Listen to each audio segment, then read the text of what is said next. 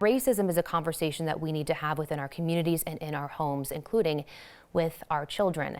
Dr. Rosemarie Allen joins us now. She's an associate professor at Metropolitan State University of Denver School of Education. She's here to help us with this conversation. Thank you so much for joining us this morning. Oh, thank you so much for having me. It's a pleasure to be here. So these conversations are so important to have. How are they different in families of color? Well, one of the things that happens with families of color is that we talk to our children very often about race and racism. We know that our children will live in a racialized society, and we have to prepare them for that. So for us, that conversation takes place very, very early in a child's life. And now that these videos are out and these protests are happening, how do you begin a new conversation with your kids about this? You know, one of the things we have to be aware of is that these conversations about race should take place every day, very casually. They happen with families of color, but they don't happen as often with white families. So right now, as we're looking at the protests and as we're mourning the death of Mr. Floyd, we have to talk to children about what's happening. Now, for younger children, we have to be very careful in how those conversations are framed.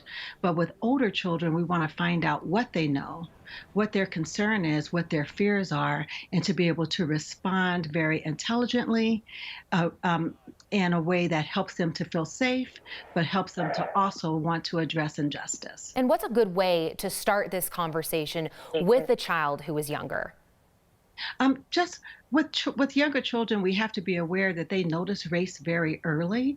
So for 3 and 4 year olds, we can talk about race and these issues in a way that addresses fairness. And is this fair?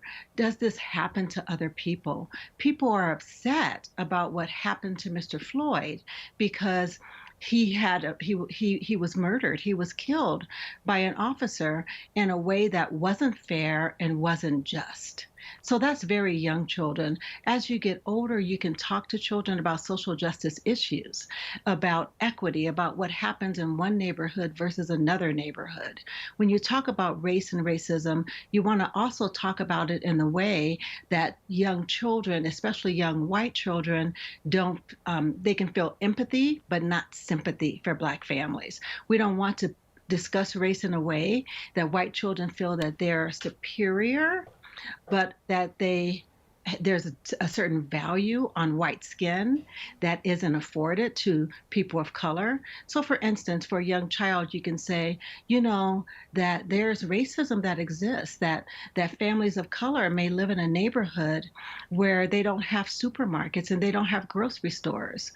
And while we have grocery stores that we can go to, this isn't fair, and something needs to be done about it.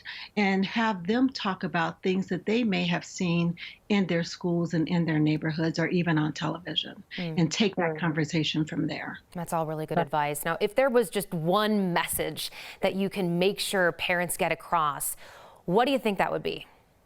You know, the biggest message is to avoid at all cost colorblind ideology. Get away from this thinking, I don't see color, I just see people. We see color. It exists. See it, but do not treat people differently in a negative way because of it. Teach your children to celebrate and honor and value difference. That's the message.